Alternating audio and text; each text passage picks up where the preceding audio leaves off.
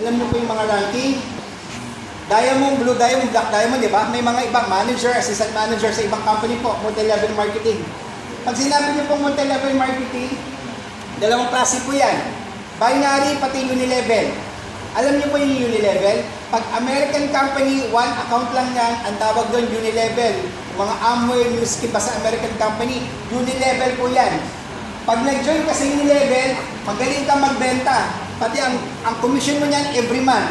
Yan po ang unilevel ha, kahit na magtanong po kayo sa kanila. Mahilig sila magbenta.